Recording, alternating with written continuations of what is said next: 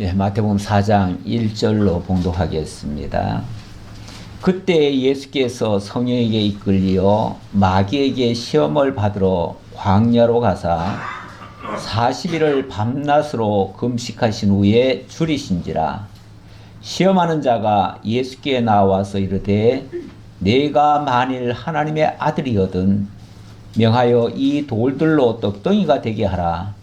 예수께서 대답하여 이르시되 기록되었으되 사람이 떡으로만 살 것이 아니요 하나님의 입으로부터 나오는 모든 말씀으로 살 것이라 하였느니라 하시니. 아멘. 우선 4절까지 봉독해 드렸습니다. 우리 주 예수께서는 공생을 시작하시면서 사람들에게 본격적으로 자신을 나타내 보이십니다. 그런데 처음 행하시는 일들이 아주 특이합니다. 제일 먼저 하신 일이 세례 요한 앞에 나오시더니 세례를 받으십니다. 그것도 좀 특이했는데 어쨌든 이렇게 하는 것이 하나님의 모든 의를 이루는 것이다 라고 하시면서 그 정당성을 말씀해 주셨습니다. 자, 그래 놓고 오늘 장면에 보니까 성령에게 이끌려서 마귀에게 시험을 받으시는 장면이 나옵니다. 이거 역시 매우 아주 특이한 일이라고 볼 수 있고요. 일반 상식적으로는 잘 납득이 안 될 수도 있는 그런 말씀이 될 수 있습니다.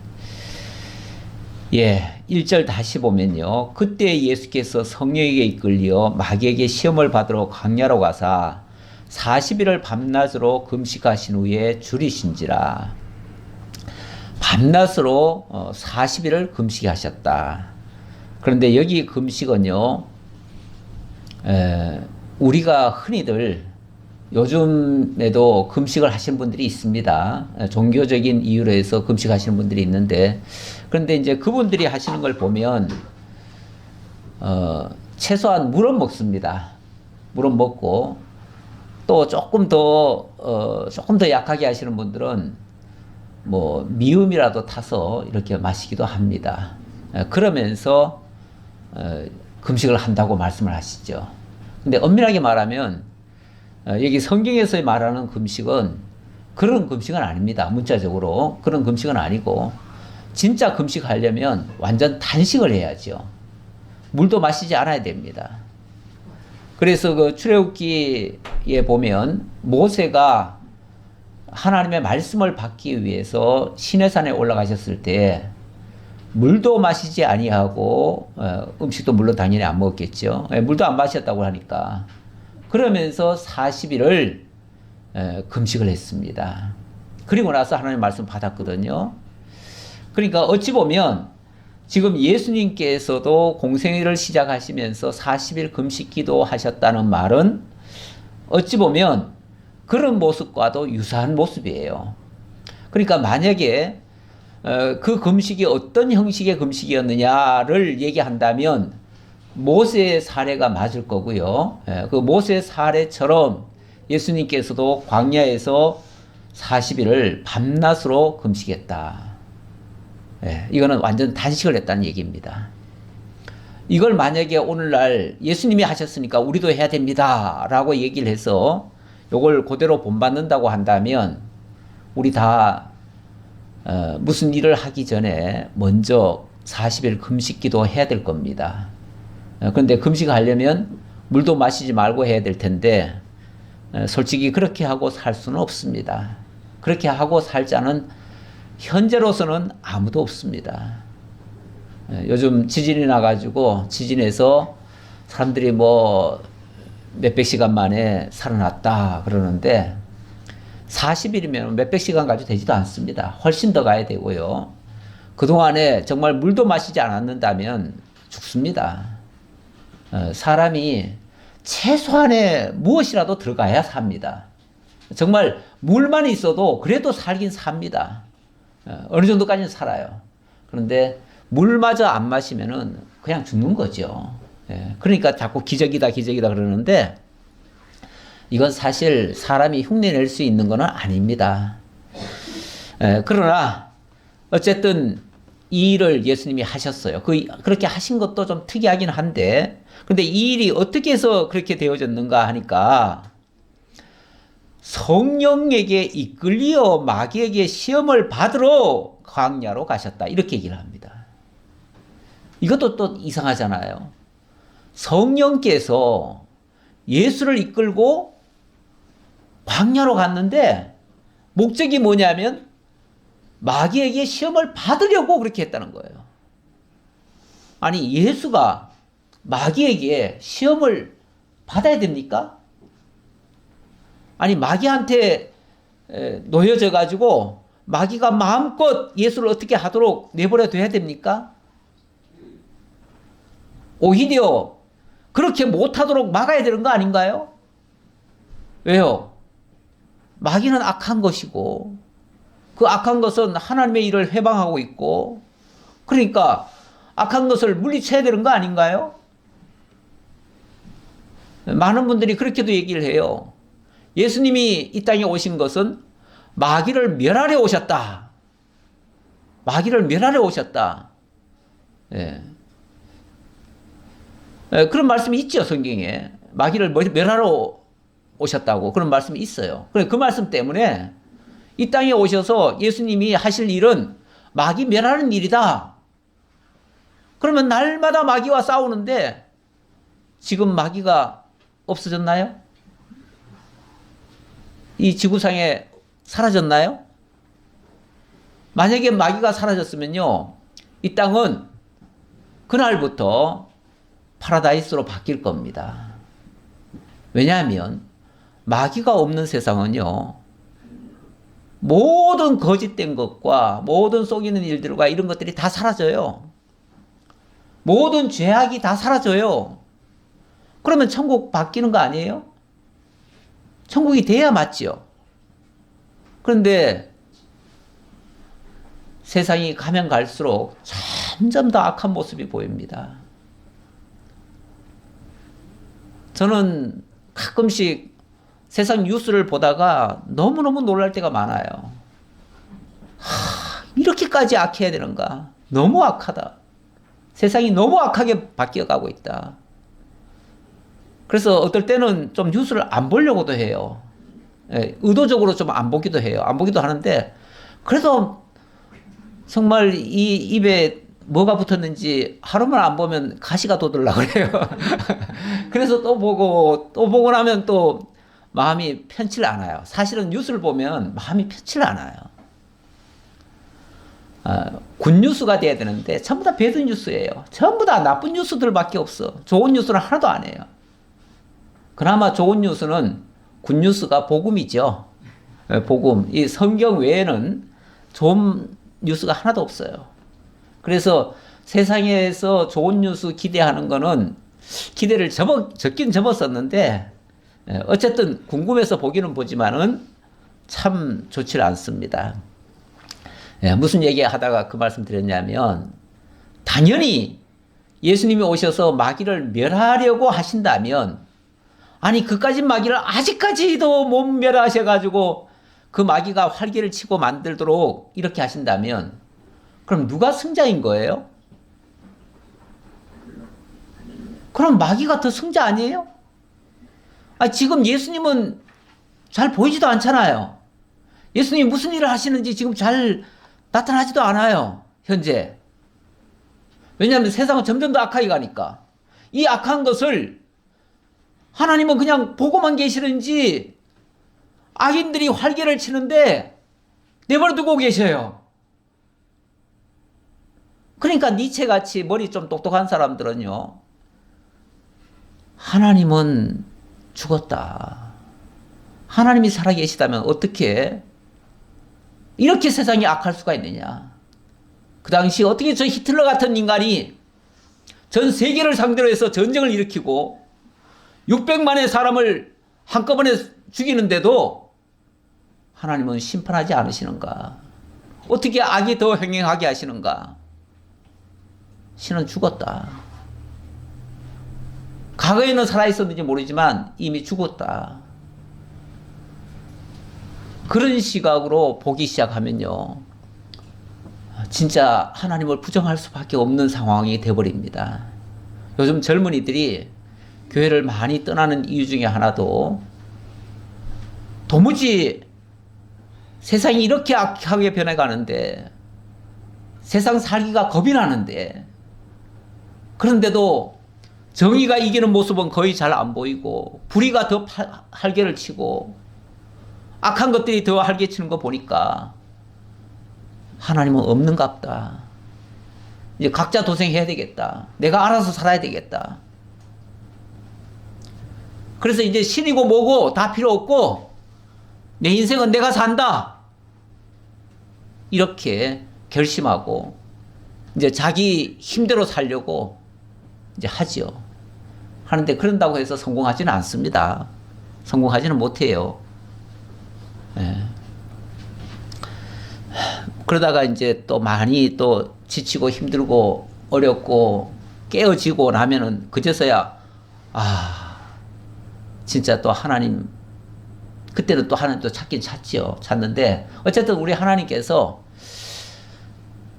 언뜻 보면은 마치 마귀가 더 득세하는 것처럼 그렇게 보이게도 하십니다. 사실 오늘 장면도 그래요. 오늘 장면도 성령께서 예수를 이끌고 마귀에게 갖다 붙여줘요. 붙여줘 놓고 마귀 보고 어떻게 하냐면 너 시험해. 예수를 마음껏 조롱하고 마음껏 희롱하고 마음껏 속이고 네 마음대로 해봐. 그렇게 하신 거죠. 그렇게 하려고 예수님을 또 밤낮 줄이게 하셨네요. 아니, 전쟁에 나가서 싸워야 되는데 밤낮 줄이면 이깁니까? 그럼 힘이 펄펄 납니까? 오히려 싸우려면 더 잘 먹고 더 건강하게 힘차게 해야 되는데 왜 금식은 또 왜 하게 합니까? 금식하게 해놓고, 아니 지금 둘이 싸우는데 한쪽은 굉장히 강하게 해놓고 마음대로 하도록 내버려두고 한쪽은 음식도 안 줘요. 완전히 굶겨요. 완전히 모든 것이 다 약하게 만들어 놓고 그리고 싸우려는 거예요. 누가 이기겠어요? 금식하고 이런 자가 질 수도 있죠. 질 수밖에 없죠. 현상적으로 보면. 그런 조건을 만들어 놓고 이 마귀와 대적을 하게 만들었어요. 자, 그런데 여기 일단 여기 마귀에게 시험을 받으러 광야로 가게 했다 그랬는데 이게 똑같은 장면이 마가복음에도 나옵니다. 근데 마가복음 1장 12절에는 보니까요, 거기서는 단어가 조금 달라요. 성령이 곧 예수를 광야로 몰아내셨다라고 하면서 그때는 사탄에게 시험을 받게 했다, 그렇게 얘기를 합니다. 예. 그래서 마가복음 1장 12절 보면요, 성령이 곧 예수를 광야로 몰아내신지라 광야에서 40일을 계시면서 사탄에게 시험을 받으시며 들짐승과 함께 계시니 천사들이 수종들더라, 이렇게 얘기를 했는데 거기는 사탄이라고 나왔네요. 자, 이번에는 여기 본문에는 마귀라고 했는데 거기는 또 사탄이라네요. 마귀와 사탄은 어떤가요? 다른가요? 같은가요? 많은 분들이 또 그렇게 또 설명하더라고요. 사탄은 대장이고 마귀는 그 쫄개라고요. 그래서 마귀와 사탄의 급을 달리 이렇게 설명을 하는 경우도 있는데 저는 그렇게 보여지지 않습니다. 요한계시록 20장에 보면 이런 말씀이 있어요. 제가 조금 넘겨놓고 볼게요. 넘겨놓고 보면 여기에 설명을 제가 이렇게 놨습니다. 악한 영의 삼위일체 해가지고 옛뱀, 마귀, 사탄, 이렇게 제가 설명을 드렸습니다. 요한계시록 20장 1절, 여기는 2절만 제가 적어놨는데요. 제가 1절부터 읽어볼게요.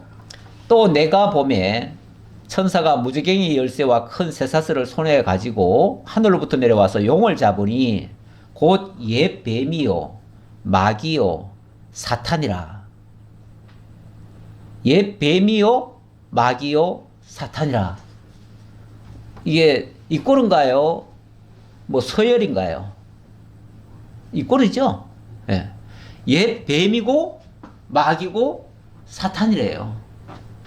예. 그런데 그게 하늘로부터 천사가 내려와 가지고 자 용을 잡았는데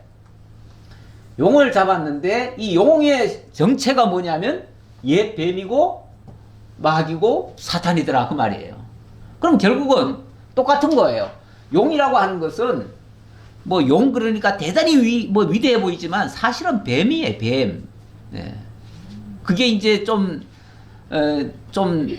시원찮은 것들은 이무기라고 그러고요. 그게 이제 하늘로 승천하는 것들은 이제 용이라고 하는데 이게 용으로 승천했다는 거예요. 근데 이게 사실은 이게 옛 뱀입니다. 옛 뱀. 그런데 이게 그냥 뱀이 아니라 들판에 기어다니는 뱀이 아닙니다. 그걸로 이해하시면 안 됩니다. 창세기에 나오는 그 뱀을 저 들판에 기어다니는 뱀으로 생각하시면 그거는 전혀 아니고요. 이거 영물이에요. 영물인데 지금까지 용을 보신 분 있습니까? 없죠? 용을 보신 분은 없습니다.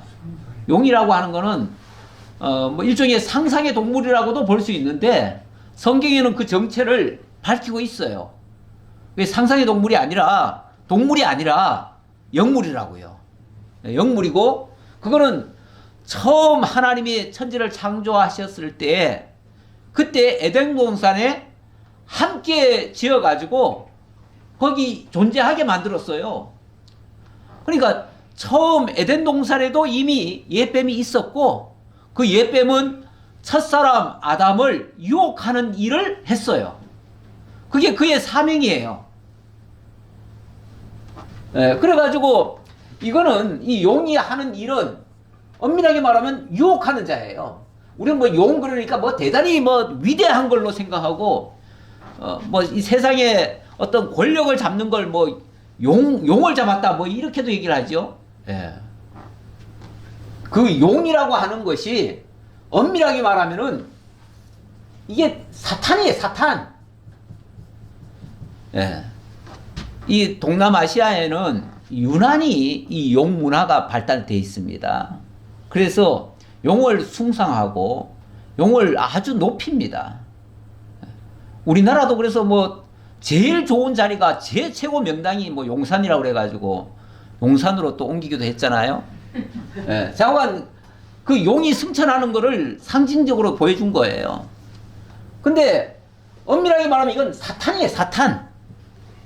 사탄 숭배 사상이 사실은 있는 거예요. 그런데 사탄이나 마귀나 옛뱀은 그냥 똑같아요. 우리 하나님을 얘기할 때 하나님의 삼위일체 하나님을 성부, 성자, 성령으로 얘기하잖아요.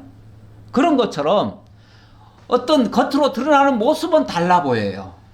모습은 그 시대마다 달라 보여요. 옛날에는 옛 뱀으로 등장했지만 말세에는 용으로 등장해가지고 그렇게 유혹하는데 지금도 활개치고 있어요. 이 용의 세력이 마귀라는 이름으로, 사탄이라는 이름으로 하나님의 일을 회방하는 것처럼 보이지만 사실은 또 이게 무조건 하나님을 대적하는 것만은 아니에요. 왜 그러냐면 여러 곳에서 보면은 하나님의 부리시는 영 중에 악한 사단이 있습니다. 실제로 욥기 같은 데도 보면은 욥기 1장에도 보면은 하나님이 부리시는 그 사탄이 하나님의 천상회의에 참여를 합니다. 참여를 해가지고 하나님이 주재하시는 그 회의석상에서 그 마귀가 발언을 하죠. 한번 볼까요? 하도 충격적이라서 놀라시는 것 같아서 보고 말씀드려야지. 안 그러면은 제가 또 없는 소리 할까봐, 예. 예. 욥기 1장입니다. 예, 1장 6절 볼까요? 6절 보면 하루는 하나님의 아들들이 와서 여호와 앞에 섰고 사탄도 그들 가운데 온지라. 여호와께서 사탄에게 이르시되 네가 어디서 왔느냐? 사탄이 여호와께 대답하여 이르되 땅을 두루 돌아 여기저기 다녀왔나이다. 지금 어떤 장면입니까? 이게 뭐 싸우는 장면입니까? 싸우는 장면이 아니고요. 여호와 앞에 사탄이 와가지고 지금 회의하고 있는 중이에요. 그렇죠? 네. 거기서 여호와께서 사탄에게 이렇게 말씀하십니다. 여호와께서 사탄에게 이르시되 네가 내 종 욥을 주의하여 보았느냐? 그러면서 그 욥에 대해서 이야기를 하니까 이 사탄이 거기서 욥에 대해 아주 비난조로 얘기를 합니다. 예. 하나님이 잘해주니까 섬기겠죠. 그놈도 아주 원래 나쁜 놈이에요. 막 이런 식으로 쉽게 말하면 고자질을 하는 거예요. 원래 이 사탄이 하는 일이요, 아주 강교해요. 하나님이 지으신 모든 피조물 가운데 가장 강교한 것이 뱀이더라 그랬어요. 그게 이 마귀고 사탄이고 용인데, 이놈이 얼마나 강교한지 하나님이 말씀하신 것을 다 비틀어요. 그래가지고 많은 사람들이 하나님의 말씀을 올바로 듣기를 하는 것이 아니라 비틀어 듣게 만들어요. 그리고는 은연중에 하나님을 불신하게 만들고 하나님을 대적하는 쪽으로 이끌어가는 그런 역할을 해요. 이 일을 뭐라고 그랬냐면, 여기 본문에서는 시험이라고 그랬는데 사실은 이게 원문으로 보면 조금 달라요. 이거는 시험이 아니라 사실은 유혹입니다. 유혹. 그래서 이 유혹과 시험이라고 하는 것이 사실은 뭐 우리 번역에는 같이 돼 있어요. 유혹과 시험이라고 하는 거는 영어로 보면 전혀 달라요. 전혀 달라요. 제가 야고보서 한 말씀을 제가 가져왔는데요. 야고보서에 보면 1장 13절에 사람이 시험을 받을 때 내가 하나님께 시험을 받는다 하지 말지니 하나님은 악에게 시험을 받지도 아니하시고 친히 아무도 시험하지 아니하시느니라. 하나님은 시험을 받지도 않고 시험을 안 하신대요. 진짜 그런가요? 그리고 또 더 보면은 오직 각 사람이 시험을 받는 것은 자기 욕심에 끌려 미혹됨이니 욕심이 잉태한 즉 죄를 낳고 죄가 장성한 즉 사망을 낳느니라. 자, 여기 욕심이 잉태한다. 이 욕심이라는 게 요 시험을 지금 얘기한 거죠. 시험의 결과가 욕심 아니에요? 예. 시험하는 게 뭘 시험하는 거예요? 이 욕심을 잉태하게 만드는 거잖아요. 그래가지고 죄로 만들어내는 거잖아요. 그런데 여기서 말하는 이 시험은 템테이션입니다. 이걸 유혹이라고 번역하는 것이 더 맞습니다, 사실은. 그런데 유혹이라고 번역을 안 하고 우리는 다 시험이라고 번역을 해놔가지고 이 헷갈려요. 헷갈리는데 창세기 22장에 보면 하나님이 아브라함을 시험하시는 장면이 나옵니다.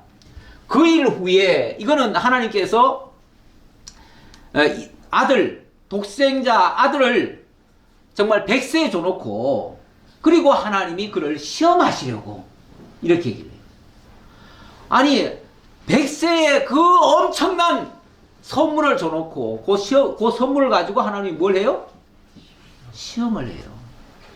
내가 너에게 이만큼 좋은 걸 줬는데 네가 이걸 좋아하는지 나를 좋아하는지 요걸 테스트 하신다 그 말이에요. 우리 하나님이 우리에게 엄청난 선물들을 주십니다. 주시죠? 주시는데 그 선물들이 물론 우리가 그걸 받아서 선물이니까 당연히 받아서 누리고 해야지요. 그런데 그 선물에 푹 빠져버리면은 뭐가 되죠? 그러면 그 선물을 받고 그게 복으로 우리에게 되는 것이 아니라 그게 저주가 될 수가 있어요. 그래서 가끔은 하나님께 엄청난 복을 받아놓고 나중에 저주로 끝나는 경우가 있어요. 그 대표적인 사례가 사실은 솔로몬 같은 경우입니다. 솔로몬이 하나님께 처음에 너무나 겸손하게 너무나 정말 하나님 당신이 정말 우리의 하나님이십니다. 당신이 왕이십니다. 그러면서 나는 정말 어린 종으로서 하나님의 말씀을 따르겠습니다. 이렇게 했더니 하나님이 너무 기뻐하시면서 엄청난 복을 주시잖아요. 예, 엄청난 복을 너무 많이 주셨어요. 구하지도 않은 것까지 막 주셨어. 그런데 그게 정말 복으로만 남아있으면 좋겠는데 얼마 후에 이 솔로몬이 그 많은 부와 그 주변에 이루어지는 것들을 가지고 하나님을 떠나게 되어집니다. 마지막에 가면 굉장히 안 좋은 모습이 나타나요. 그게 결국은 하나님이 주신 복이 복으로 남아있는 게 아니라 저주로 바뀌어버렸다는 얘기예요. 그러니까 하나님께 뭐 기도해서 많이 받으면 그게 다 복이라고만 생각하지만 사실은 그게 저주가 될 수도 있어요. 그걸 통해서 하나님을 더 많이 가까이 나아가면 좋겠는데 하나님이 풍성하게 주니까 그거에 그냥 취해가지고 거기에 빠져가지고 하나님을 더 멀리하는 결과가 또 나타날 수 있다고 말이에요. 그거는 일종의 시험이에요. 시험. 그래서 하나님이 아브라함을 시험하시려고 그를 부르시되 아브라함 하시니 이렇게 하면서 네 아들 독자 그 아들을 내게 바쳐라. 아니 100세 줘놓고 그 아들 잡아다 바치래요. 그거는 네가 정말로 나를 믿고 있느냐, 나를 하나님으로 인정하고 있느냐, 이걸 지금 한 거예요. 이걸 하나님이 확인하시려는 거예요. 그런데 다행히 아브라함은 그 길로 바로 그 아들을 데리고 모리아산으로 올라가 버리죠.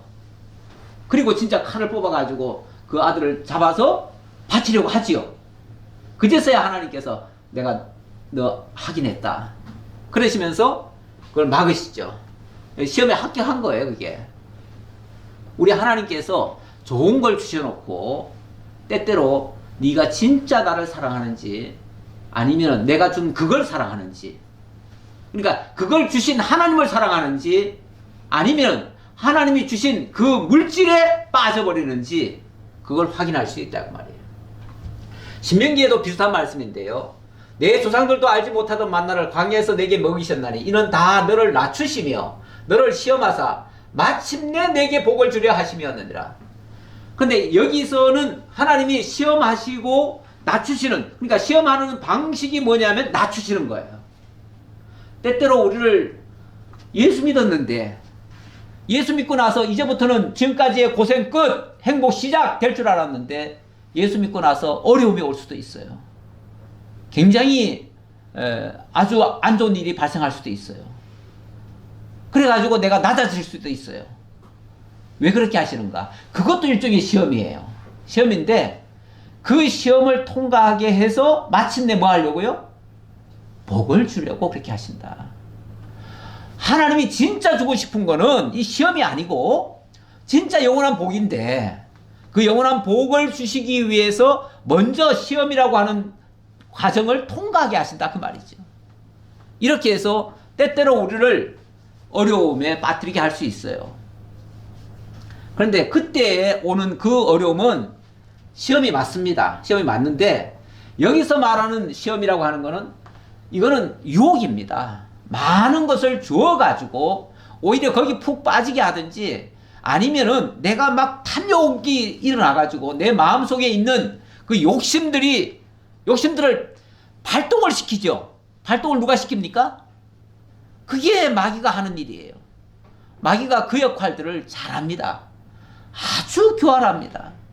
아주 머리가 뛰어나요. 우리보다 훨씬 더 뛰어납니다. 만물 중에서 가장 영악한 그런 존재가 마귀입니다. 그러니까 마귀를 어떤 형체로 볼 수는 없고요. 예. 우리의 마음 속을 그렇게 의심나게도 하고요. 병들게도 하고요. 약하게도 만들고요. 두렵게도 만들고요. 뭐 이런 여러 가지 방식을 통해서 우리로 하여금 어떻게 해서든지 하나님의 말씀에 귀착을 못하게 만들고 의심하게 만들고 거부하게 만들고 대적하게 만들고. 그런데 무엇 때문에 그렇게 그런 유혹에 빠져들어가는가? 사실 이 욕심이 없으면은 그럴 리가 없지요. 빠질 리가 없지요. 우리가 남에게 속는다, 무슨 유혹에 빠졌다, 사실은 욕심 없는 사람은요, 유혹에도 안 빠집니다. 그런데 욕심이 있으면은 거기에 누가 미끼를 딱 던지면은 바로 물게 돼요. 그래서 그냥 그거 물었다가 그냥 큰 코 다치는 거죠. 다 속는 거죠.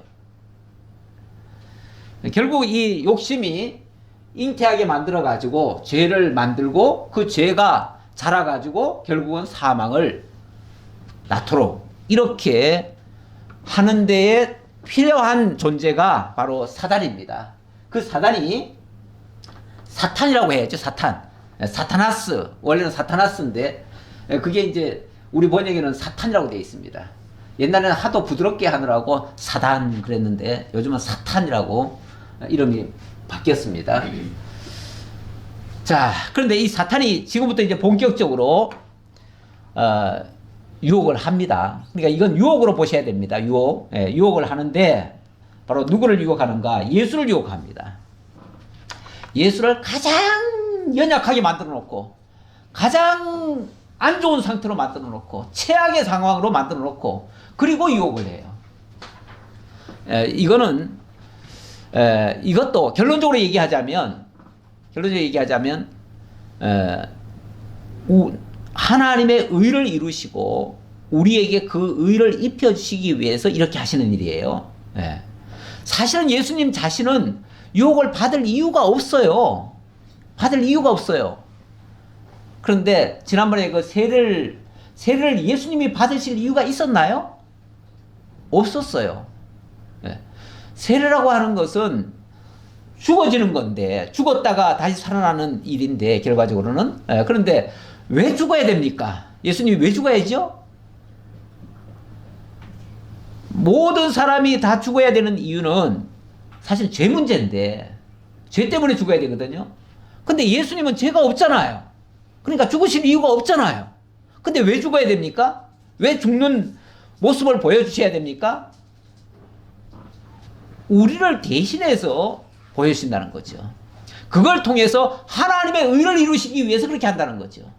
결국 하나님의 의를 이루어서 우리가 이룰 수 없는 그 의를 예수님이 대신 의를 채워주시려고 당신이 의를 이루셔서 그 의를 우리에게 입혀주시려고 우리를 위해서 그 세를 받으셨는데 마찬가지로 여기 금식도 그리고 이 유혹을 받는 것도 우리를 대신해서 받으시는 거예요. 우리가 만약에 사실은 우리가 죄를 지었기 때문에 우리가 이런 고통을 받아야죠. 원래 금식이라고 하는 건요. 단순히 밥을 굶는다라는 개념보다는 이거는 아주 고통스럽다라는 의미예요. 그래서 금식이라는 단어와 사실은 고통이라고 하는 단어가 거의 같습니다. 결국은 아주 괴로워해야 되거든요. 괴롭게 하는 거예요. 가장 괴롭게 하는 거. 그게 바로 금식이에요. 우리 인간의 욕망 가운데 가장 큰 욕망이 세 가지라고 하죠. 세 가지. 그것도 적어놨을 텐데요. 여기. 인간의 본성적 욕망이 식욕, 정욕, 명예욕입니다. 그러니까 사단도 요걸 가지고 침투해 들어오는 거예요. 이게 약점이잖아요, 약점. 우리 인간에게 이런 본성이 있다고 하는 거는 그게 이제 좋을 수도 있는데 사실은 그게 또 필요한 겁니다. 그게 무조건 나쁜 건 아니고요. 그러나 어떤 한계가 있다는 거예요. 그것에 약점이 발목이 잡힐 만한 것이 있다는 거예요. 그걸 타고 마귀가 들어오는 거예요. 들어와 가지고 식욕, 정욕, 명예욕에 대해서 이제 타고 들어오는 거죠. 타고 들어오는데 제가 이제 오늘 묵상한 말씀이 요한일서 2장 16절입니다. 여기서도 이렇게 말합니다. 이는 세상에 있는 모든 것이 육신의 정욕과 안목의 정욕과 이생의 자랑이니. 자, 여기 육신의 정욕, 안목의 정욕, 이생의 자랑. 육신의 정욕이라고 하는 거는 다 그러니까 육신이 가장 필요한 거, 그거 얘기예요. 이게 일종의 식욕이에요. 식욕이고, 이 안목의 정욕, 이런 것들이 다 아버지께로부터 온 것이 아니요 세상으로부터 온 것이라 이건 악한 세상이 그런 것들로 우리를 유혹한다. 그러니까 이런 거에 대해 경계를 해라. 이제 그런 차원에서 한 말인데, 자, 그 말씀 전에 우리 인간의 그 본질에 대해서 이렇게 얘기를 합니다. 요한복음 6장입니다. 살리는 것은 영이니 육은 무익하니라. 내가 너희에게 이런 말이 영이요 생명이라. 우리 인간에게 진짜 인간이 산다라고 하는 것은 이 육 문제가 아니라는 거예요. 육 문제가 아니고 이 영에 관한 것이었다. 이 영이 진짜 영원한 생명을 만들어내는 일이다. 그 말이죠. 그래서 이 영에다가 관심을 가져야 되는데, 영과 생명에 대해서 관심을 가져야 되는데, 사람들은 생명 그래도 이 육신의 생명만 자꾸 생각을 해요. 예. 먹는 것도 이 육신의 입으로 먹는 거, 그것만 빵만 생각을 해요. 그래서 오로지 사는 것이 육신을 살리고, 육신을 살리기 위해서 양식을 먹고, 그리고 이 육신이 빛나게 하려고, 멋있게 보이게 하려고, 남들보다 더 뛰어나게 하려고, 그리고 자랑거리 만들려고, 이렇게만 만드는 거죠. 그 일을 하려고 하는데, 이 육에 관계돼 가지고 진짜 중요한 것은 요 영이지 육이 아니라 그 말이에요. 육은 무익하다. 왜냐하면 이 육이라고 하는 것은 나중에 다 물거품처럼 사라질 거잖아요. 근데 영이라고 하는 것은 영원히 남는 거잖아요.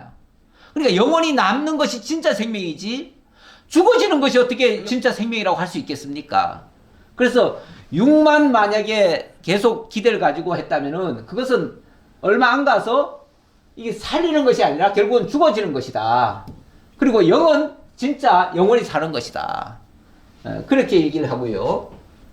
예. 자, 일단 그런 차원에서 일단 식욕에 대해서 유혹을 하는데 어떻게 마귀가 유혹을 하는가? 3절 봅시다. 시험하는 자가, 그러니까 다시 말씀드리면 유혹하는 자가 예수께 나와서 이르되 네가 만일 하나님의 아들이거든 명하여 이 돌들로 떡덩이가 되게 하라. 시험하는 자가, 시험하는 자, 이 질문이요, 질문이 사람을 함정에 빠뜨립니다. 가끔 보면은 무슨 그걸 뭐라 그래요? 여론조사 한다고 그러나요? 예, 여론조사 하는데 여론조사를 질문자가 뭘 질문하느냐, 어떻게 질문하느냐에 따라서 그 여론조사의 결과는 전혀 다를 수도 있습니다. 상반되게 나올 수도 있어요. 질문을 교묘하게 꽤 이렇게 꼬아가지고 부정적으로 얘기할 거는 아예 묻질 않거나 아니면은 빙빙 돌려가지고 어떻게 한쪽으로 유도할 수도 있습니다.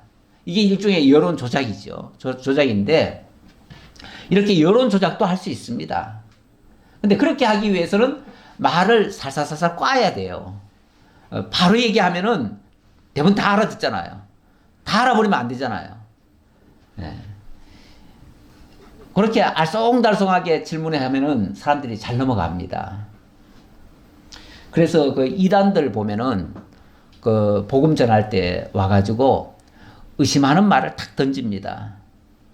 한마디 딱 듣고 나면은 뭔가 의문이 팍 들도록, 의문이 들도록 만들어 놓으면요, 코가 깨이는 겁니다. 그러니까 이게 잘 이용하면 전도하는데도 유익할 수 있어요. 이걸 그래서 일부러 이걸 또 훈련시키시는 분들도 많아요. 전도에 이렇게 써야 된다 해가지고 사람을 일단 복음을 전하는데 무조건 예수 믿으라 그러면 막 거부감부터 들잖아요. 그렇게 하는 것이 아니라 옆에 가가지고 살짝 정말 의문 살만한 일을 갖다가 질문을 하는 거예요. 그러면은 뭔가 궁금증이 탁 생겨요. 그래서 한마디를 반문을 하게 돼요. 반문하면 거기에 대해서 약간 충격적으로 듣게끔 딱 만들어요. 그럼 그 다음 얘기를 안 들을 수가 없어요. 이게 충격을 받았기 때문에. 그래서 듣다 보면은, 얘기를 하다 보면은 연결이 되어져요. 그러면 이제 대화가 되어지고, 그러면은 거기에 대해서 내가 설명하겠노라 하고서 얘기를 하면 그때는 이제 완전히 그 논리에 넘어가는 거죠. 모든 이단들이 그렇게 해서 사람들을 이끌어냅니다. 이끌어내는데 그걸 아주 집중적으로 훈련을 시켜가지고 정말 잘 끌어내요. 얼마나 잘 끌어내는지 교회 다니시던 분들이 이단으로 엄청나게 넘어가 버렸어요. 예. 이 코로나 이후에 기독교는 팍팍 줄었는데 이단은 그냥 왕창 늘어버렸어요. 지금 이번에 통계 내보니까 왕창 늘어났어요. 이단들이 더 활용을 잘한 거예요. 이단들이 이렇게 머리가 좋아요. 우리는 너무 순진해요. 그냥 예수 믿으면 복 받는다 그러니까 그냥 믿는다고만 생각하지 지혜롭게 뭘 좀 하는 게 없어요. 그러다 보니까 이단들이 그냥 더 활기를 치고 그렇게 하는데 시험하는 자가 와서 예수께도 그 방법을 그대로 씁니다. 뭐라고 합니까? 네가 만일 하나님의 아들이여든 이렇게 얘기를 합니다. 아들이여든 아들이라면 아들이라면 이 돌들로 떡덩이가 되게 하라 이렇게 얘기를 했어요. 그러면 그걸 만약에 떡덩이가 되게 하지 않으면요 너는 하나님의 아들 아니야 이 말로 들릴 수도 있잖아요. 그런데 무슨 소리야 내가 하나님의 아들이지 그러면 떡덩이 만들어봐. 알았어 내가 하나님의 아들인 줄 보여줄게. 그리고 떡덩이 만들어가지고 봐 떡 만들었지 나 하나님의 아들 맞지 요렇게 빠져들 우려가 있어요. 일종의 약간 의심하게 하는 법이기도 하지요. 의문을 갖게 만드는 법이기도 하지요. 예. 첫사람 하와에게 옛뱀이 와가지고 말한 게 있죠. 그때 뭐라고 그랬나요? 예. 하나님이 참으로 이 동산의 열매를 이거 먹지 말라고 하시더냐? 참으로 먹지 말라고 하시더냐? 진짜냐? 이렇게 물은 거잖아요. 진짜냐? 어때요? 뭐 비슷하지 않나요? 만약에 이게 비슷하게 안 들리면 제가 설명을 잘못한 겁니다. 분명히 비슷해야 맞습니다. 첫사람 옛 뱀이 하와에게 꼬시던 그 말이나 예수님에게 와서 이렇게 의문을 던지는 말이나 일단은 의문을 던져가지고 상대방으로 하여금 아니 다 먹지 말라고 한 건 아닌데? 그럼 뭘 먹지 말라고 했는데? 요것만 먹지 말라고 했는데? 그건 뭐 또 그랬더니 그 다음에는 또 이건 뭐 쳐다도 보지 말라고 그랬다고 또 그렇게 얘기했죠. 이 얘기를 하다 보면요 자꾸 이렇게 덧붙이기도 하고 그럽니다. 하지 않은 말씀도 자꾸 하고 그러면은 그 틈을 비집고 바로 들어옵니다. 그래? 네가 그렇게 말했지? 네. 그렇다면 그거는 먹지 말라는 게 아니야. 그거 먹으면 하나님 같이 돼. 무슨 소리야? 얼마나 좋은 건데? 이렇게 하니까 그래? 그래가지고 먹어본 거 아니에요? 시험 삼아 먹어보니까 너무 좋아. 그러니까 남편한테 갖다 주면서 이거 너무 좋은데 하나님 먹지 말라고 했지만은 사실은 이거 먹어도 좋대요. 그래가지고 먹어버린 거 아니에요? 네. 이렇게 의구심을 만드는 방식, 그게 악한 자들의 수법이기도 합니다. 수법인데, 네가 하나님의 아들이라면 이 돌덩어리 떡으로 만들어 먹어봐라 그랬어요. 그런데 예수님은 당연히 지금 40일간 금식을 하셨으니까 당연히 배고프시죠. 당연히 어쩌면은 먹고 싶은 충동이 일어날 수 있죠. 그게 쉽게 말하면 욕심이에요. 욕심인데 그 욕심을 그 욕심과 그 제한이 딱 맞아 떨어지면 사람은 움직이게 돼 있습니다. 그러면 그 다음에 그래?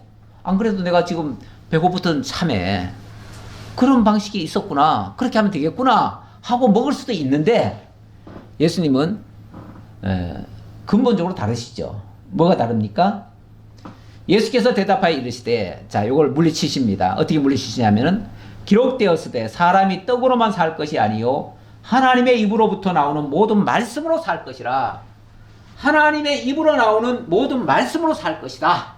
이 말씀은 예수님이 신명기 8장 3절의 말씀을 가져와서 하신 말씀이에요. 이 말씀을 인용하신 말씀인데 거기 보면 하나님께서 이렇게 낮추시고 줄이게 하시고 이렇게 만나를 주신 것은 사람이 떡으로만 사는 것이 아니요 여호와의 입에서 나오는 모든 말씀으로 사는 줄을 네가 알게 하려고 했다. 그래서 하늘에서부터 하늘 양식을 주신 거 아니냐 그 말이죠. 다시 말하면 나는 하늘 양식으로 살지 이 육신의 양식으로 살지 않는다. 자, 이 삶의 근본을 알고 말씀하신 거예요.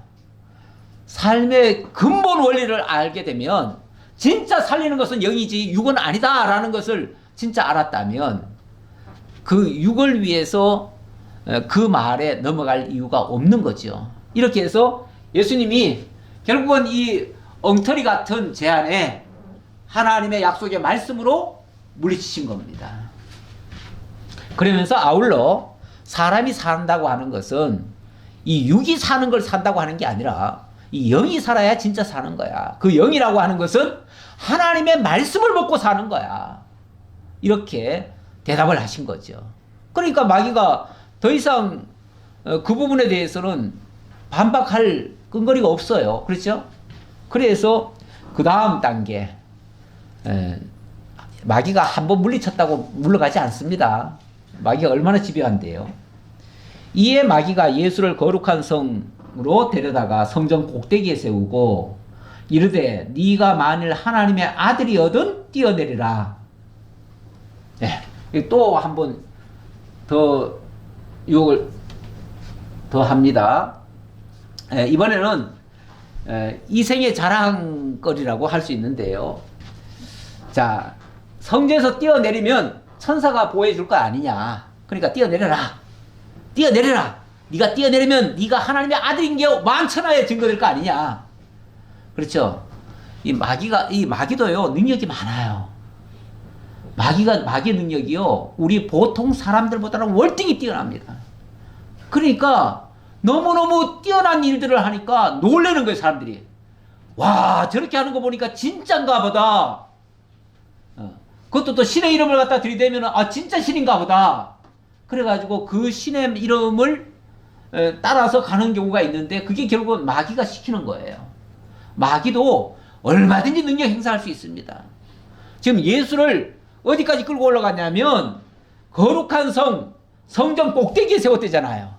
성전 꼭대기에 세울 수 있는 그런 능력이 있는 거예요. 그래 놓고 네가 여기서 뛰어내리기만 하면 너는 만천하에 하나님의 아들임이 증거될 거야. 얼마나 좋은 기회예요.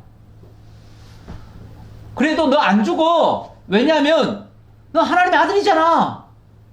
하나님의 아들이니까 하나님이 바로 천사들 내려보내가지고 발이 땅에 떨어지기 전에 다 받아줄 거야.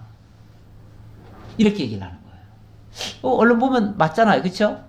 틀린 말 아니잖아요. 아, 마귀도 맞는 말 많이 해요. 마귀라고 해서 다 틀린 말만 하는 거 아니에요.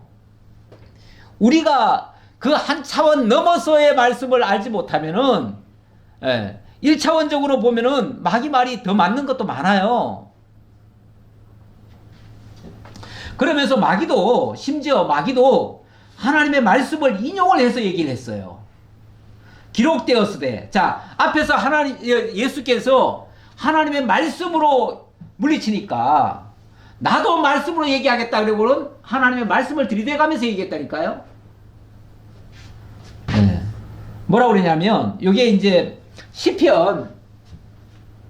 이게 시편 91편에 있는 말씀입니다. 91편에 있는 말씀인데 그가 너를 위하여 그의 사자들을 명하시리니 그들이 손으로 너를 받들어 발이 돌에 부딪히지 않게 하시리로다 하였느니라.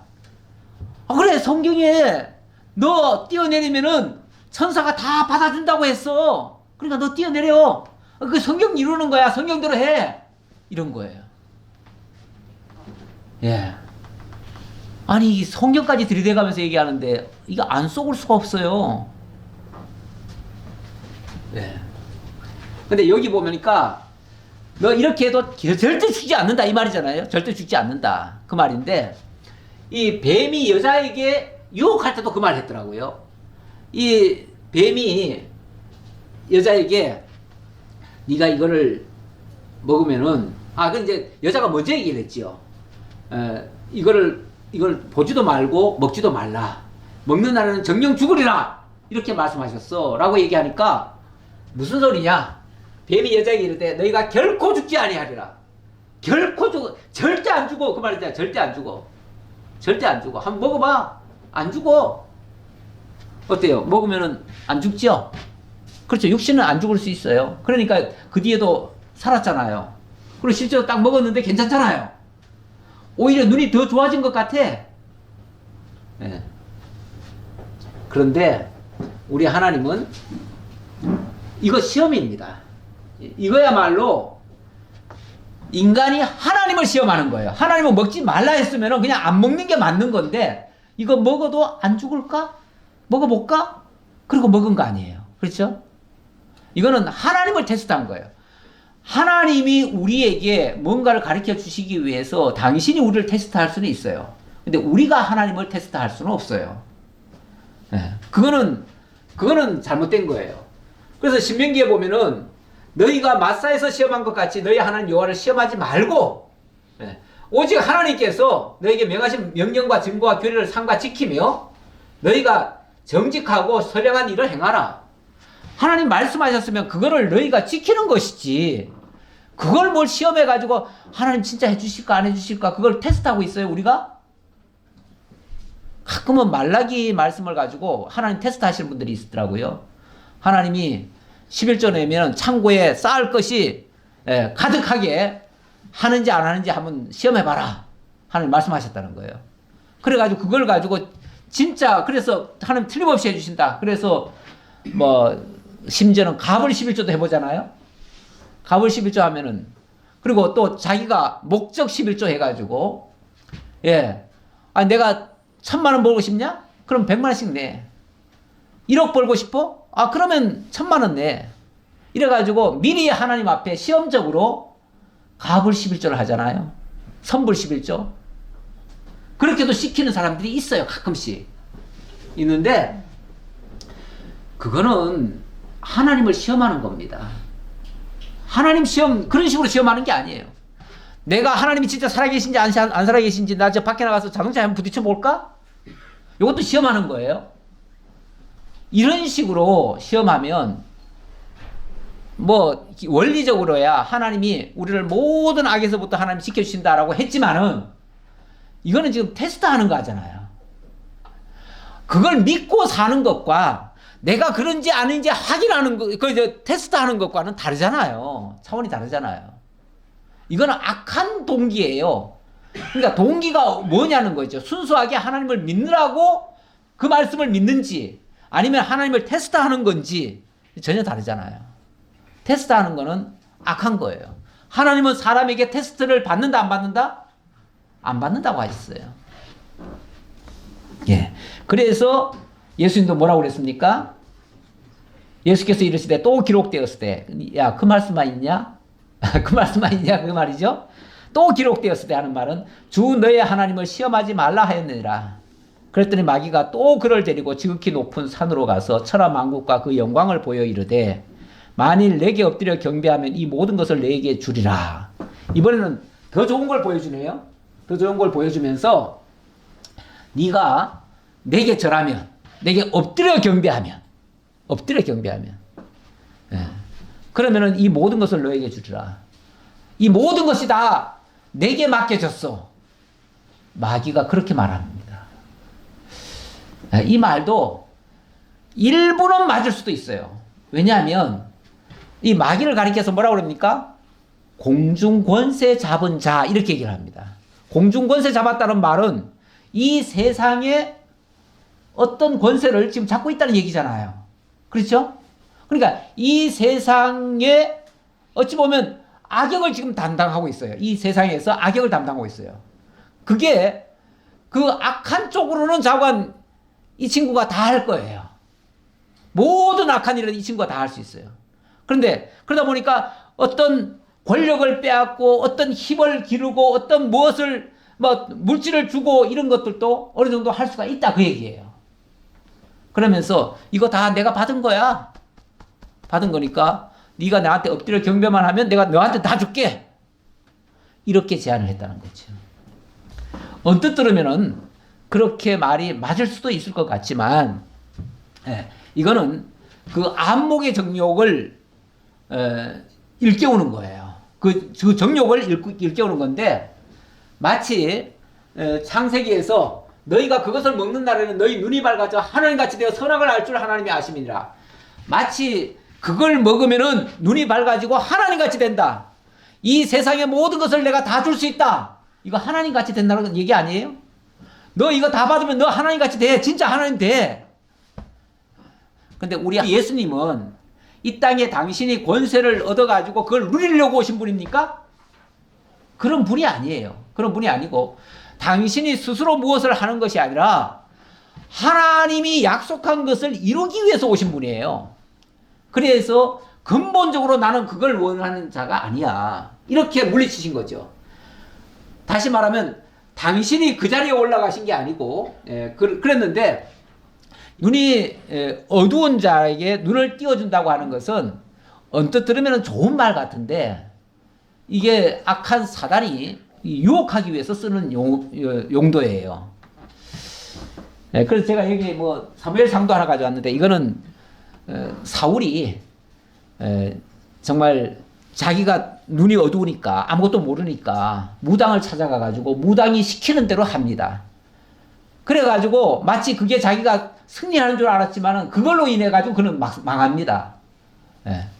결국 이게 마귀의 말을 들으면은 결국은 죽습니다. 망합니다. 이에 예수께서 말씀하시되 사탄아 물러가라 기록되었을 때 주 너의 하나님께 경배하고 다만 그를 섬기라 하였느니라. 하나님을 그런 식으로 유혹하고 하나님 자리에 오르라는 게 아니고, 오히려 하나님이 주신 것을 나는 그것을 준행할 따름이다. 이제 이런 차원이죠. 우리가 인간이 하나님 자리에 오르려고 하시면 안 됩니다. 하나님 자리에 오르려고 하는 시도들을 많이 합니다. 자꾸만 모든 것을 자기가 다 장악하려고 합니다. 자기 마음대로 다 하려고 합니다. 그래서 권력을 쥐는 것도 자기 마음대로 하려고 그래요. 그런 것들이 정말 하나님같이 되려고 하는데, 그게 눈이 밝아지고 하나님같이 되려고 하는 건데, 이게 세 번째 그 안목의 정욕의 유혹입니다. 그런데 그것을 사탄아 물러가라 하면서 기록되었으되 하는 말씀, 다만 그를 섬기라 하는 그 말씀 가지고 물리쳤다 그 말이죠. 결국 사단을 물리칠 수 있는 유일한 것도 말씀밖에 없습니다. 말씀으로만 물리칠 수 있어요. 세상은 그 어떤 방법, 그 어떤 힘으로 물리치는 게 아닙니다. 오직 하나님의 말씀이 우리를 이기게 하는데, 이게 무슨 뭐 사탄아 물러가라 그래가지고 물러갑니까? 알았어 갈게 해놓고 쌔 들어서 가지고 다른 걸로 유혹하죠. 마귀 절대 안 물러갑니다. 아직까지 안 물러갔어요. 아직까지. 이에 마귀는 예수를 떠나고 천사들이 나와서 수종드니라. 이렇게 해서 오늘 진도는 못 나갔네요. 진도는 못 나갔지만 이 부분이 또 중요한 것 같아서 제가 조금 시간을 할애했습니다. 우리 하나님 말씀으로 우리를 승리케 하신다는 사실, 요거 하나 명심해 주셨으면 좋겠고요. 제가 오늘 결론을 그 부분을 잡았는지 모르겠네요. 그 부분은 아니네요. 오늘 결론은 그 부분은 아닌데, 자 그냥 기도하겠습니다. 아버지 하나님 감사합니다. 오늘도 주님께서 저희들에게 또 예수님께서 하나님의 의를 이루시기 위하여 우리를 대신해서 우리가 당할 수밖에 없고, 우리는 이미 첫사람 아담이 가장 좋은 조건에서 이미 실패한 것을 예수님께서 승리해 주시고, 우리가 진 것을 예수님이 이겨서 우리에게 의로 입혀주신 것 너무나 감사합니다. 우리는 죄밖에 못 만들었는데, 사단에게 속았었는데 예수님께서는 다 승리하시고 또 우리에게 그 의를 다 입혀주셔서 하나님 앞에 바로 설 수 있도록 해주셨으니 참으로 감사합니다. 주님께서 말씀으로 악한 사단의 괴계를 물리친 것처럼 우리들도 이 땅에 사는 동안 악한 괴계들을 다 물리칠 수 있도록 하나님 함께 주옵소서. 감사드렸고 예수님 이름으로 기도하옵나이다. 아멘.